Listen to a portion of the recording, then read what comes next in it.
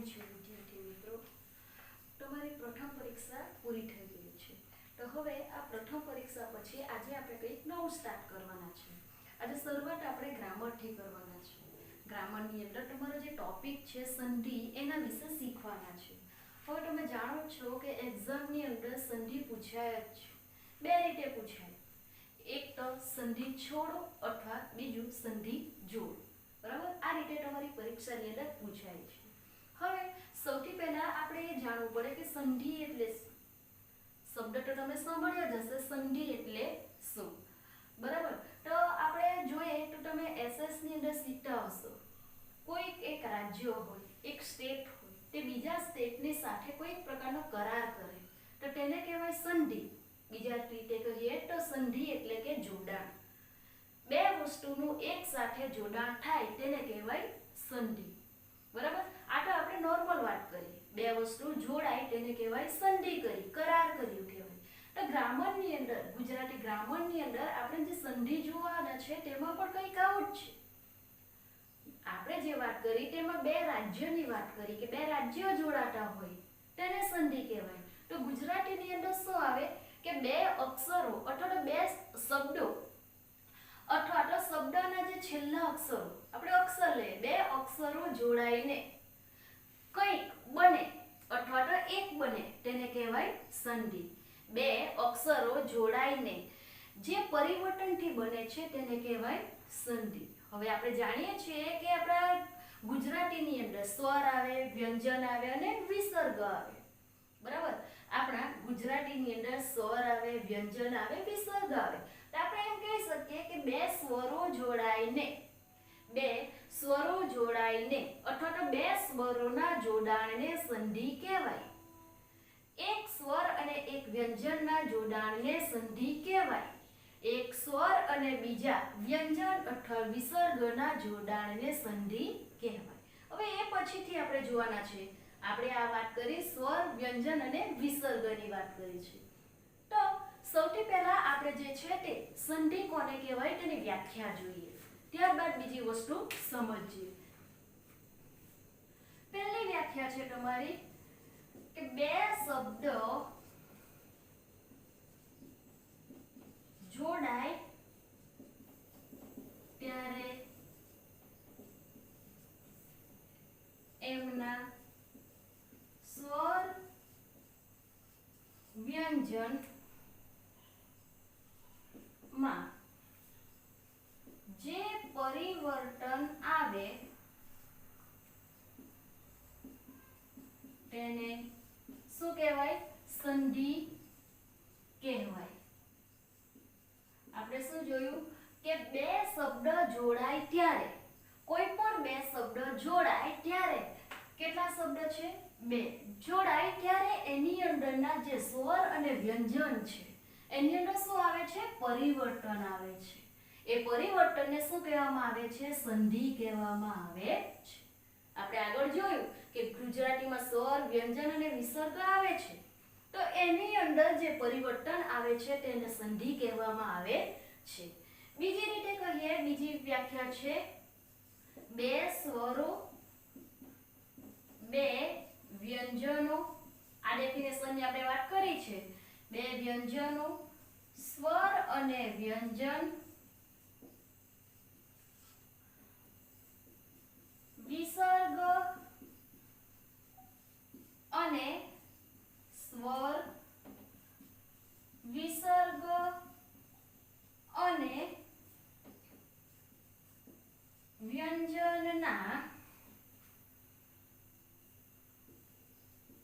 અમુક નિયમો પ્રમાણેના અરસપરસના જોડાણને શું કહેવામાં આવે છે? સંધિ કહેવાય.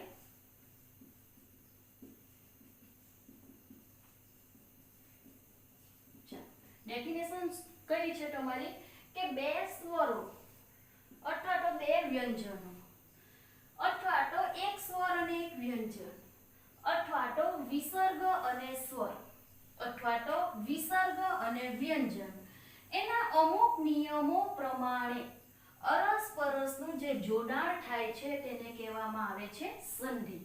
બરાબર. કોઈ બે સ્વરો વચ્ચે અરસપરસ જોડાણ થતું હોય, બે વ્યંજનો વિશે અરસપરસ જોડાણ થતું હોય એકબીજાની વચ્ચે, કોઈ સ્વર હોય વ્યંજન હોય, આપણે જોયું આગળ કે બે શબ્દ ના જોડાય. બરાબર. બે શબ્દનું જોડાણ તેને શું કહેવાય? સંધિ. તો આ બે શબ્દની અંદર એ બે શબ્દ બે સ્વર પણ હોઈ શકે, બે વ્યંજન પણ હોઈ શકે, એક સ્વર એક વ્યંજન હોઈ શકે, એક વિસર્ગ અને એક સ્વર હોઈ શકે, એક વિસર્ગ અને વ્યંજન પણ હોઈ શકે છે. એની અંદર અમુક નિયમોના પ્રમાણે શું થતું હોય? જોડાણ થતું હોય તેને કહેવામાં આવે છે સંધિ. બરાબર. ટૂંકમાં આપણે કહી શકીએ કે જ્યારે બે શબ્દ જોડાઈને અથવા તો બે શબ્દનું જોડાણથી જે પરિવર્તન આવે તેને શું કહેવાય? સંધિ. બે શબ્દોના જોડાણથી શબ્દમાં જે પરિવર્તન આવે તેને કહેવાય સંધિ. હવે આપણે ઉદાહરણ એક જોઈએ. હવે આપણે જે છે તે એક ઉદાહરણ જોઈએ જેથી કરીને તમને ખ્યાલ આવે. બરાબર. તેનાથી તમને ખ્યાલ આવશે. માની લો કે આપણે અહીં એક ઉદાહરણ લખીએ. સૂર્ય વત્તા અષ્ટ. સૂર્ય વત્તા અષ્ટ. બરાબર. તો હવે આ જે શબ્દ છે એની અંદર આ જોડાણ છે. આ પ્લસનું ચિહ્ન છે એ કહેવાય તમારું જોડાણ. સંધિની અંદર આ શબ્દ કમ્પલસરી છે. આપણે ડેફિનેશન શું હતી કે બે સ્વરો બે વ્યંજનો, એક સ્વર વ્યંજન, એક વિસર્ગ અને સ્વર, એક વિસર્ગ અને વ્યંજન જોડાઈને જે એનું જે જોડાણ છે તેને સંધિ કહેવાય. હવે તમારે સંધિની અંદર શું યાદ રાખવાનું કે આ પ્લસની પહેલાનો જે શબ્દ છે તેને જોવાનો, પ્લસની પછીનો જે શબ્દ છે તેને જોવાનો. આ પ્લસની પહેલાના શબ્દને જોવાનો, પ્લસની પછીના શબ્દને જોવાનો. હવે આની અંદર તમે જોઈ શકો સૂર્ય, ય એટલે તમે શું કહેવાય એને? અ. આટલે તો અ છે. બરાબર. હવે સંધિનો એક નિયમ છે કે અ વત્તા અ બરાબર શું બનશે? આ બને છે. એ પછીથી આપણે જોવાના છે, પહેલા ફક્ત આ સમજતા છે. અ વત્તા અ બરાબર બનશે આ. અને બીજી સૌથી ઇમ્પોર્ટન્ટ વસ્તુ છે કે સંધિની અંદર જે આપણે જોડાણ કરીએ છીએ એ પ્લસને પછીના શબ્દને નહીં, અક્ષરને નહીં, પણ તેની આગળના અક્ષરને થાય છે. પ્લસની પછીનો જે અક્ષર છે તેને અસર થતી નથી, પણ તેની આગળના અક્ષરને અસર થાય છે. આની અંદર શું છે? સૂર્ય વત્તા અષ્ટ. નિયમ છે કે અ વત્તા અ બરાબર શું થશે? આ થશે. આપણે જોયું કે આ અને કોઈ દિવસ અસર થતી નથી, એટલે કે પ્લસની પછીના. તો પ્લસની આગળના શબ્દને અસર થશે. શરૂઆતનો જે શબ્દ છે તે તો લખી દેવાનો, આ પાછળનો શબ્દ જે છે તે પણ આપણે લખી દેવાનો. આ ય છે એને પણ લખવું પડે, પણ આપણે અ વત્તા અ બરાબર તો આ થયું. બરાબર. આ ઉપર અર્ધચંદ્રાકાર હતું, આ સૂર્યાસ્ત. શું કર્યું આપણે? સૂર્ય વત્તા અષ્ટ. તેમાં ય એટલે કહેવાય તમારો અ, આટલે છે અ. આ બે સ્વરો ભેગા મળીને એનો નિયમ પ્રમાણે આ બને છે. તો આપણે શું કર્યું? સૂર્ય વત્તા અષ્ટ તેનું બનાવ્યું સૂર્યાસ્ત. આ શું છે? તમારું સંધિનું ફક્ત એક ઉદાહરણ છે. બરાબર. શું જોયું કે આ જે બે અક્ષરો છે એના પરસ્પરના જોડાણને સંધિ કહેવામાં આવે છે. એના પરસ્પરના જોડાણને સંધિ કહેવામાં આવે છે. આ એકવાર ડેફિનેશન જોઈ લેવું.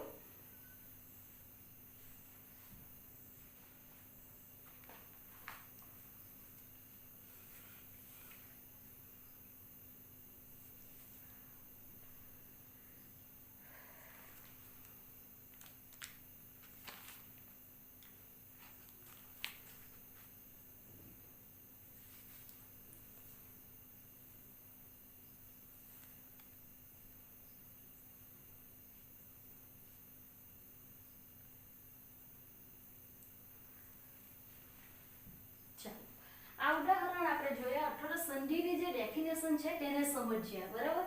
એક ઉદાહરણ દ્વારા આપણે એ પણ સમજ્યા. હવે આપણે જોવાના છે સંધિના પ્રકાર. શું જોવાના છે? સંધિના પ્રકાર.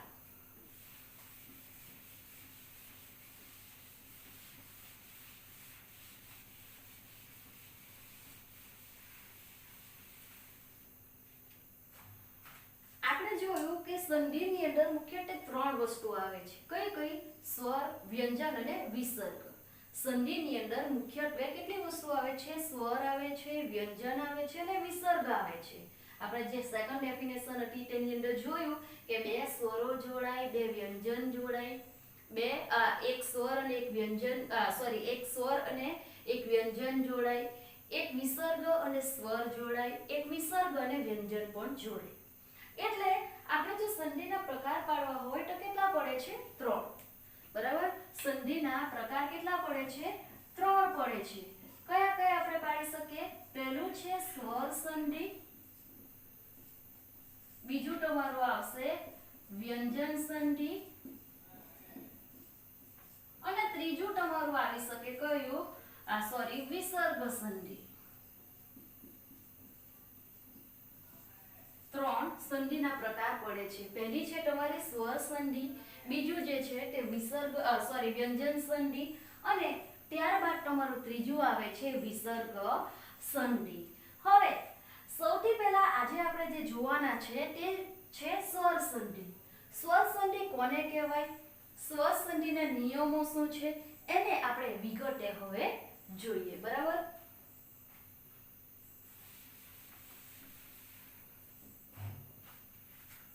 સૌથી પહેલા આપણે જોવાના છે સ્વર સંધિ.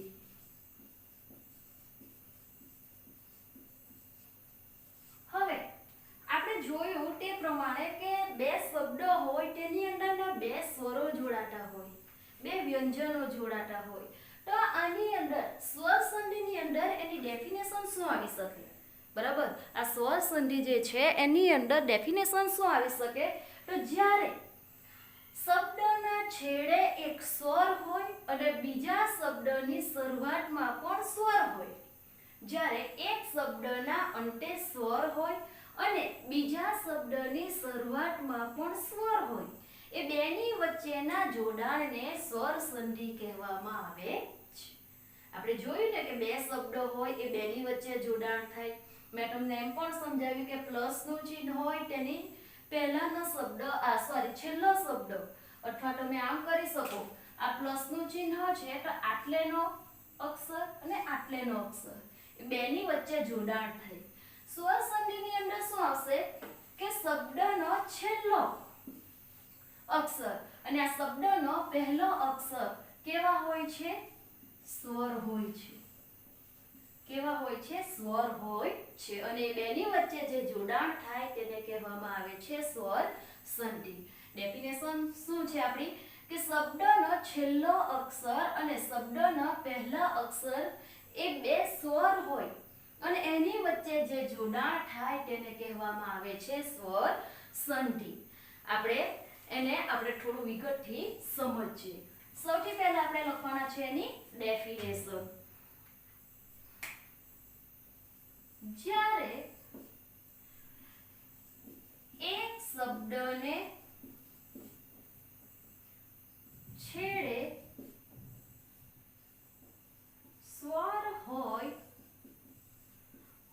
અને તે પછી ના બીજા શબ્દની શરૂઆતમાં પણ સ્વર હોય તો તે બંને સ્વરો મળતા નવો જ સ્વર ઉત્પન્ન થાય છે. આ રીતે થતા સ્વરોના જોડાણને શું કહેવામાં આવે છે? સ્વર સંધિ કહેવાય છે. આ છે તમારી ડેફિનેશન. શું છે કે જ્યારે એક શબ્દને છેડે, એટલે કે આપણે જે પ્રથમ શબ્દ કીધો તે, એ શબ્દને છેડે સ્વર હોય અને તે પછીના બીજા શબ્દની શરૂઆતમાં, આ જુઓ, આ શરૂઆતમાં અને આમાં છેડે શું હોય છે? સ્વર હોય અને એ બંને સ્વરો મળતા એ બંને સ્વરો મળતા આ બંને સ્વરો મળતા નવો જ સ્વર ઉત્પન્ન થાય. આ રીતે થતા સ્વરોના જોડાણને સ્વર સંધિ કહેવાય છે. ટૂંકમાં આની અંદર શું હશે? આ પ્લસનું ચિહ્ન હશે. એ પ્લસનું ચિહ્ન હશે. એ પ્લસની આ પહેલાનો શબ્દ જે છે તેના છેલ્લે શું હશે? સ્વર હશે. એટલે આ પ્લસની પછી જે શબ્દ આવશે તેની પહેલા પણ શું હશે? શરૂઆતમાં સ્વર હશે. આ બેના જોડાણથી એક નવો શબ્દ ઉત્પન્ન થશે, નવો સ્વર ઉત્પન્ન થશે. તેને કહેવામાં આવે છે સ્વર સંધિ. આપણે એને થોડાક ઉદાહરણો દ્વારા સમજીએ જેથી કરીને તમને એ ખ્યાલ આવે. ચાલો ઉદાહરણ આપણે જોઈએ. સુર વત્તા અસુર. સુર વત્તા અસુર આપણે જોઈ રહ્યા છે સ્વર સંધિ. અને એની અંદર આપણે જોયું કે આ પ્લસની પહેલાનો જે શબ્દ છે તે શું હોય? સ્વર. ર એટલે એને કહેવાય અ. વત્તા એટલે આ છે સ્વર તમારો અ. નિયમ પ્રમાણે શું થાય? અ વત્તા અ બરાબર બનશે તમારો આ. મેં આગળ પણ તમને કહ્યું કે આ પ્લસની પછીના શબ્દને અસર થતી નથી, પ્લસની પહેલાના શબ્દને અસર થાય છે. તે કઈ?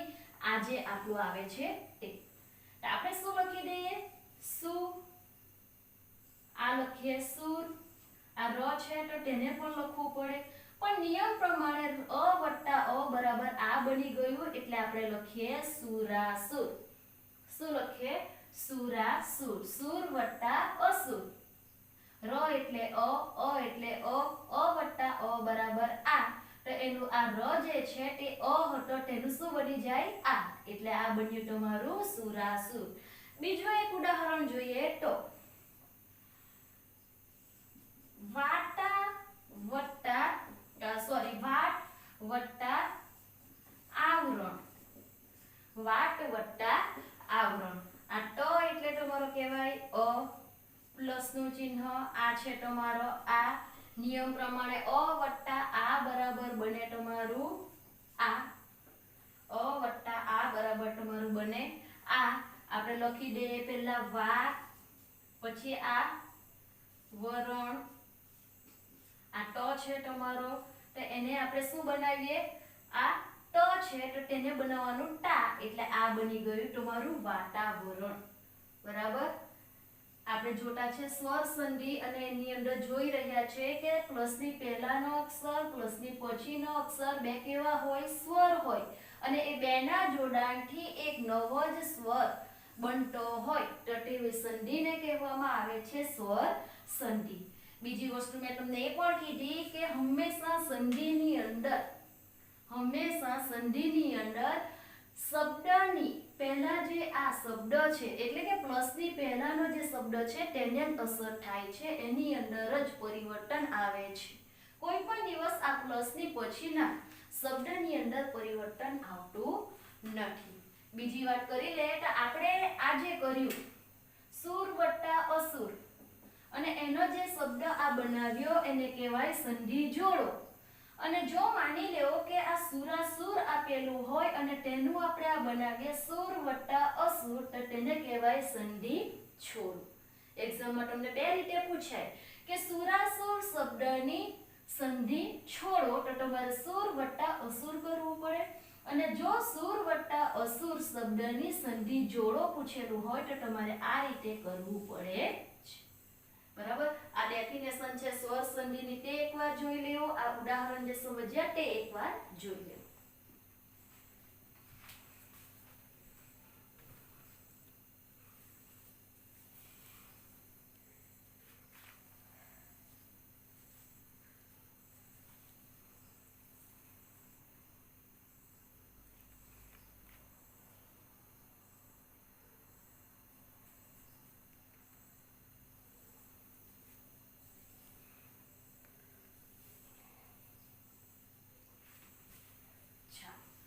આપણે શું જોઈએ? સ્વર સંધિ કોને કહેવાય તે.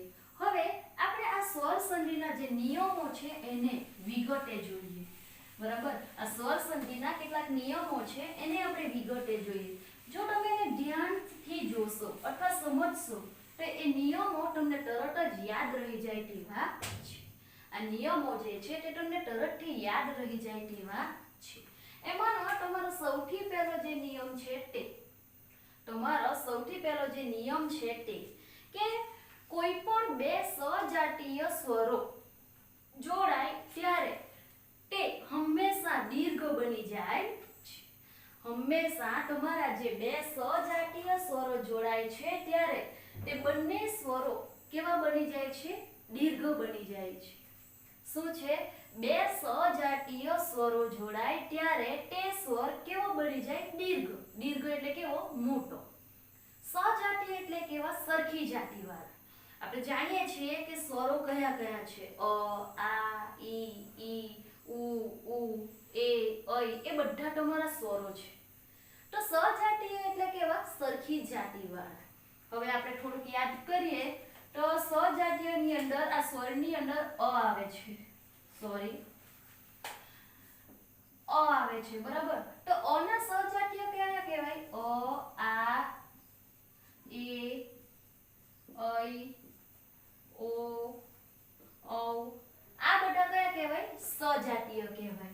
ત્યારબાદ આવે છે એક ઉ, હસ્વ ઉ. તો એની સજાતીય કઈ કહેવાય? દીર્ઘ ઉ. ત્યારબાદ હસ્વ ઈ, એની સજાતીય કઈ કહેવાય? દીર્ઘ ઈ.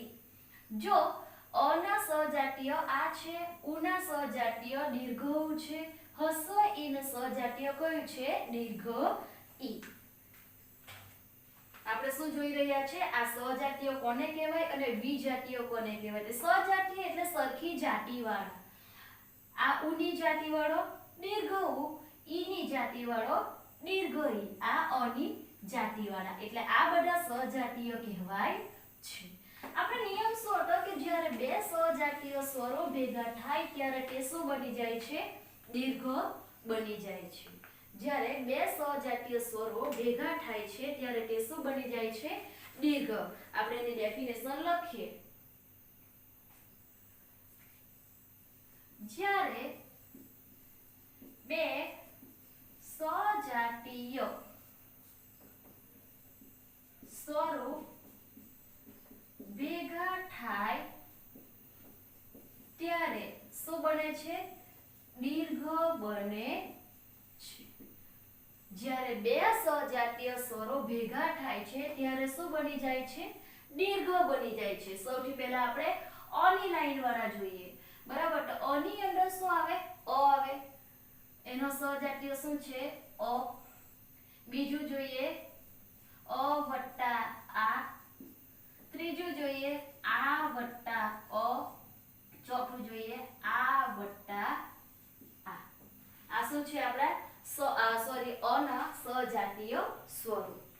આ છે આપણા અ ના સજાતીય સ્વરો. આપણે થોડું આ બાદથી લખીએ જેથી કરીને આપણે બધાને સમાવી શકીએ. પહેલું આપણું જોયું અ વત્તા અ. બીજું આપણે જોયું અ વત્તા આ. ત્રીજું જોયું આ વત્તા અ. ચોથું જોયું આ વત્તા આ. આ અ ના સજાતીયો છે. તો આની અંદર આપણે નિયમ પ્રમાણે કે બે સજાતીયો ભેગા થાય ત્યારે એ શું બની જતા હશે? દીર્ઘ. તો અ વત્તા અ બરાબર બનશે આ. અ વત્તા આ બરાબર આ. બરાબર? બની ગયા બધા દીર્ઘ. ઉદાહરણ આપણે જોઈએ પહેલું. તો પહેલાનું ઉદાહરણ આપણે જોઈએ સૂર્ય વત્તા અસ્ત. સૂર્ય વત્તા અસ્ત. આની અંદર તમે જોઈ શકો છો આટલે શું છે? અ. થોડુંક આપણે વ્યવસ્થિત લખીએ. પહેલું ઉદાહરણ આપણે સમજીએ. સૂર્ય વત્તા અસ્ત. એટલે ય એટલે આપણું બનશે અ. આ પ્લસ નું ચિહ્ન, આ છે તમારું અ. અને નિયમ પ્રમાણે અ વત્તા અ બરાબર બનશે આ. આગળ સમજાવ્યું તે પ્રમાણે અસર કોને થશે? પ્લસ ની પહેલાના શબ્દને. એટલે આપણે સૌથી પહેલા શું લખી દઈએ? ય. અને આ ય નું શું બની જશે? આ. એટલે બની ગયું સૂર્યાસ્ત. અ વત્તા અ બરાબર તમારું બનશે આ. સૂર્ય વત્તા અસ્ત. અ વત્તા અ બરાબર આ. એટલે બની ગયું તમારું સૂર્યાસ્ત. ત્યારબાદ બીજું જોઈએ આપણે અ વત્તા આ બરાબર બનશે તમારું આ. થોડું આ બાજુથી લખીએ.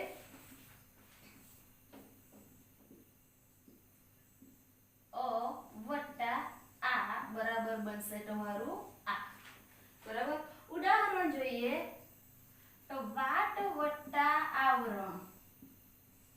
વાટ વત્તા આવરણ. આ ટ એટલે તમારું બનશે અ, આ છે તમારો આ. નિયમ છે અ વત્તા આ બરાબર શું બનશે આ. એટલે આનું તમારું શું બની જશે વાતાવરણ. શું બની જશે વાતાવરણ. એટલે ફક્ત ટ હતો એની જગ્યાએ આ શું બની ગયો તા. વાતાવરણ. ત્રીજો નિયમ છે આ વત્તા અ બરાબર શું બનશે આ. આ વત્તા અ બરાબર તમારો બનશે આ. ઉદાહરણ જોઈએ વિદ્યા વત્તા અર્થી. ઉદાહરણ શું છે તમારું વિદ્યા વત્તા અર્થી. આ ધ્યા એટલે તમારું બનશે આ પ્લસ નું ચિહ્ન આ છે તમારો અ બરાબર તમારું બનશે આ. બરાબર. તો આનું શું બની જશે વિદ્યાર્થી. આ તો નીકળી જાય છે. પ્લસ ની પછીનો જે તમારો સ્વર આવે છે એ તમારે લેવાનો રહેતો નથી, કારણ કે એ પ્લસ ની પછીનો જે સ્વર છે તે તો આગળના સ્વરની અંદર ભળી જાય છે. એટલે આ વત્તા અ બરાબર આ. વિદ્યા વત્તા અર્થી બરાબર શું બની જશે તમારું વિદ્યાર્થી. હવે બીજો તમારું બાકી રહે છે આ વત્તા આ બરાબર આ. આ વત્તા આ બરાબર આ. ઉદાહરણ જોઈએ આપણે તો મહા વત્તા આશય. શૂન્ય ઉદાહરણ છે મહા વત્તા આશય. આ મહા એટલે તમારું બનશે આ પ્લસ આ બરાબર આ. એટલે એનું શું બની જશે મહાશય. શું બની જશે મહાશય. ખ્યાલ આવતો છે. આ વત્તા આ બરાબર આ. મહા વત્તા આશય. મહા હા એટલે આ એટલે આ. હવે આ જે છે તે આગળના આની અંદર આ સોરી સ્વર જે છે એની અંદર ભળી જાય એટલે એ શું બની જાય તમારું મહાશય બની જાય છે. આપણે અત્યારે જોઈ રહ્યા છે બે સજાતીય સ્વરો ભેગા થાય ત્યારે એની જગ્યાએ શું બની જાય છે દીર્ઘ. અને એની અંદર અત્યારે આપણે આ અ ના સજાતીય સ્વરો વિશે જોઈ રહ્યા છીએ. તેમાં અ વત્તા અ બરાબર આ બન્યું તમારું આ દીર્ઘ છે. અ વત્તા આ બરાબર આ એ પણ દીર્ઘ. આ વત્તા અ બરાબર આ દીર્ઘ. આ વત્તા આ બરાબર આ તમારું દીર્ઘ. બરાબર. નિયમ પ્રમાણે છે કે બે સજાતીય ભેગા થયા ત્યારે એ કેવા બની ગયા દરેક દીર્ઘ બની ગયા. એકવાર આ ઉદાહરણ જોઈ લો.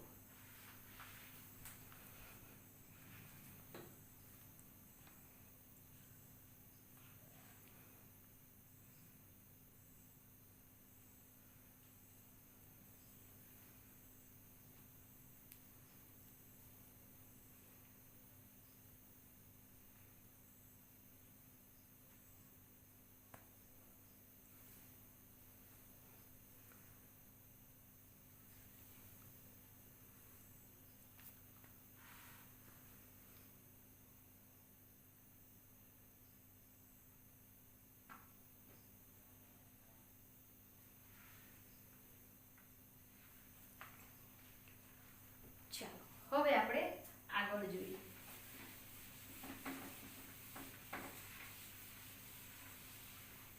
નિયમ અત્યારે આપણે જોઈ રહ્યા છીએ સજાતીય વાળા. તેમાં અ ના વિશે આપણે જોયું. હવે આપણે જોઈએ હસ્વ ઈ વત્તા હસ્વ ઈ બરાબર દીર્ઘ ઈ. બરાબર. હવે આપણે જોવાના છે ઈ ના સજાતીય.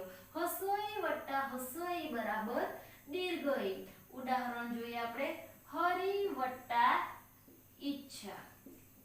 હરિ વત્તા ઈચ્છા. હવે હરિ ની અંદર આ છે તમારો હસ્વ ઈ વત્તા આ પણ તમારો છે હસ્વ ઈ, તો એ બની જશે દીર્ઘ ઈ. તો આ હરિ જે છે બરાબર એટલે ર ની અંદર તમે જોઈ શકો એ કયો ઈ છે હસ્વ ઈ તો આ ર ની અંદર તમારે કેવી રીતના કરવું પડે દીર્ઘ ઈ આ તો નીકળી જાય એટલે તમારું બની જાય હરિચ્છા હરિ વત્તા ઈચ્છા આ બે હસ્વ ભેગા થાય ને દીર્ઘ બને હરિ ની અંદર તમારો આ રી જે છે તે હસ્વ છે એને આપણે દીર્ઘ બનાવવાનો હોય તો આપણે શું કરવું પડે આ રીતે દીર્ઘ બનાવવો પડે બરાબર આપણે શું લખ્યું હરિચ્છા આગળ આપણે જોઈએ હસ્વ ઈ વત્તા દીર્ઘ ઈ બરાબર દીર્ઘ ઈ પહેલું જોયું હસ્વ ઈ વત્તા હસ્વ ઈ બીજું આપણે જોવાના હસ્વ ઈ વત્તા દીર્ઘ ઈ બરાબર તમારું બનશે દીર્ઘ ઈ ઉદાહરણ જોઈએ પરી વત્તા ઈક્ષા પરી વત્તા ઈક્ષા હવે પરી ની અંદર જે ઈ છે એ તમારો હસ્વ ઈ પ્લસ આ તમારો છે દીર્ઘ ઈ બરાબર તમારું શું બની જશે દીર્ઘ ઈ આની અંદર જોઈ તે રીતે આ પ આ છેલ્લો આપણે ક્ષા એટલે ર જે છે તે કેવો છે હસવો એને આપણે કરાવવો પડે દીર્ઘ બરાબર પરી વત્તા ઈક્ષા પરી ની અંદર રી જે છે હસવો છે ઈક્ષા ની અંદર ઈ દીર્ઘ છે આ પરી ની અંદર જે રી રહેલો છે હસવો છે એને આપણે નિયમ પ્રમાણે બનાવવો પડે દીર્ઘ ત્રીજું છે તમારું દીર્ઘ ઈ વત્તા હસ્વ ઈ બરાબર દીર્ઘ ઈ પહેલું જોયું હસ્વ ઈ વત્તા હસ્વ ઈ બીજું હસ્વ ઈ વત્તા દીર્ઘ ઈ ત્રીજું છે દીર્ઘ ઈ વત્તા દીર્ઘ દીર્ઘ ઈ વત્તા હસ્વ ઈ બરાબર દીર્ઘ ઈ ઉદાહરણ આપણે જોઈએ તો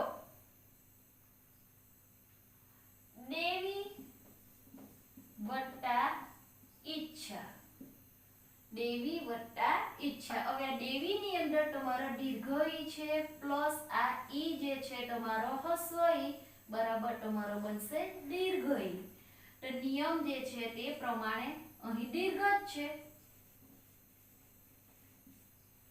ખ્યાલ આવે છે દેવી વત્તા ઈચ્છા તો વ તમારો દીર્ઘ છે આ ઈ તમારો હસ્વ છે અને નિયમ પ્રમાણે આ વ તમારો દીર્ઘ બનવો જોઈએ જે ઓલરેડી છે દેવીચ્છા છે ને દીર્ઘ આગળ તમારું છે દીર્ઘ ઈ વત્તા દીર્ઘ ઈ બરાબર દીર્ઘ ઈ ઉદાહરણ આપણે જોઈએ યોગી વત્તા ઈશ્વર આ ગ તમારો કેવો છે દીર્ઘ ઈ વત્તા આ ઈ તમારો કેવો છે દીર્ઘ ઈ બની જશે દીર્ઘ ઈ તો આ પણ તમારું કેવું બનશે આ ગ તમારો ઓલરેડી દીર્ઘ છે બરાબર આ ગ તમારો ઓલરેડી દીર્ઘ છે યોગીશ્વર દેવીચ્છા પરીક્ષા અને હરિચ્છા બરાબર આ દરેક ઉદાહરણની અંદર તમે જોઈ શકો છો કે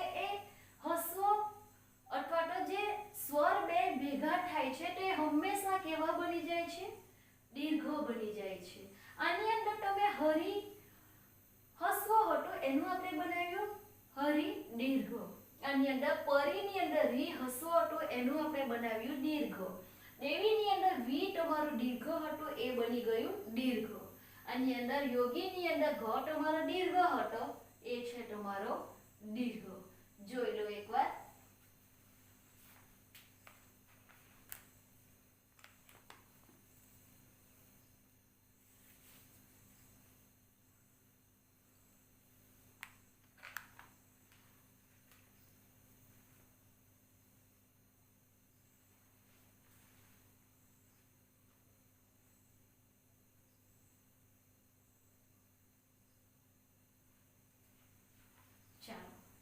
આપણે સૌથી પહેલા જોયા અ વિશે ત્યારબાદ જોયા ઈ વિશે હવે જોવાના છે આપણે ઉ વિશે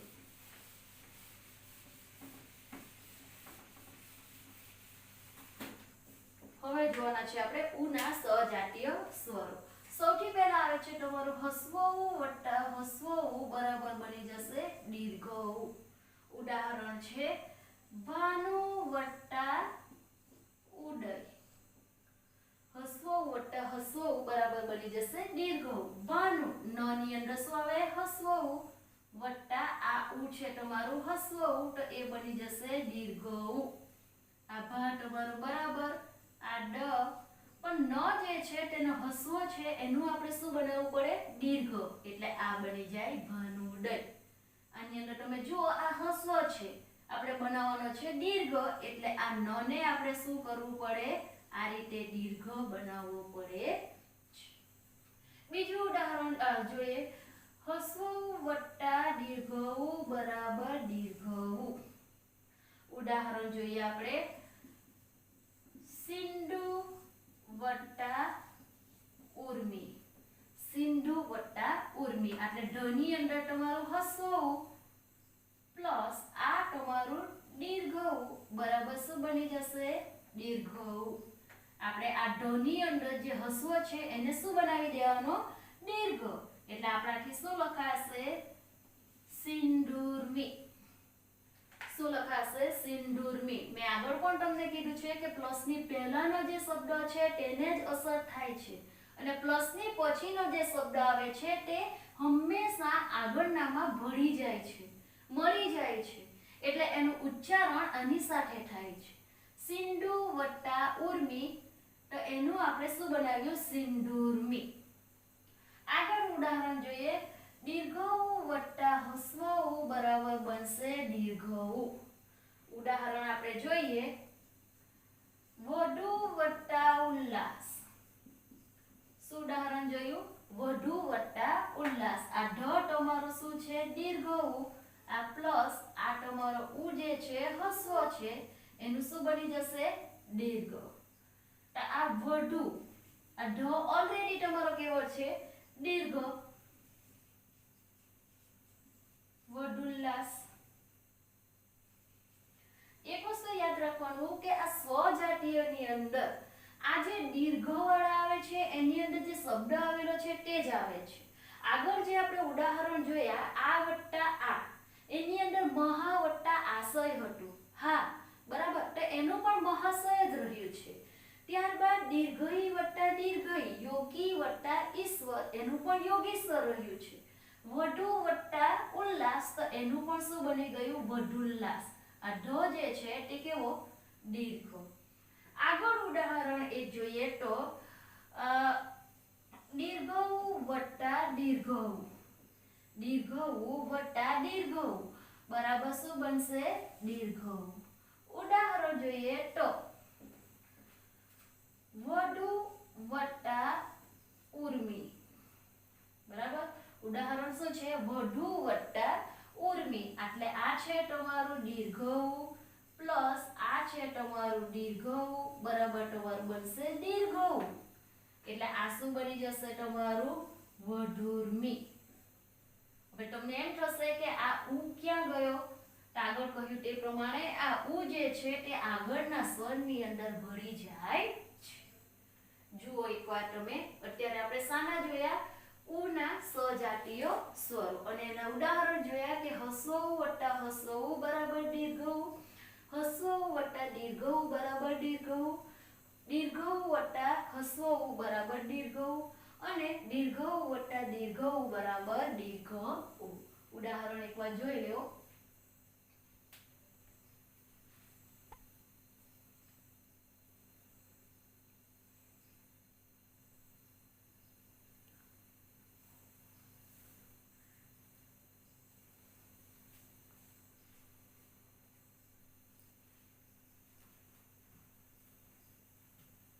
આજે આપણે આટલું જોવાના છે.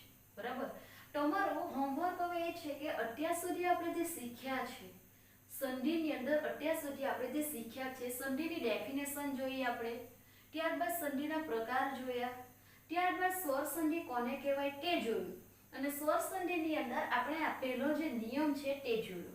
હવે આટલું તમારે તમારી નોટબુકની અંદર લખી દેવાનું રહેશે.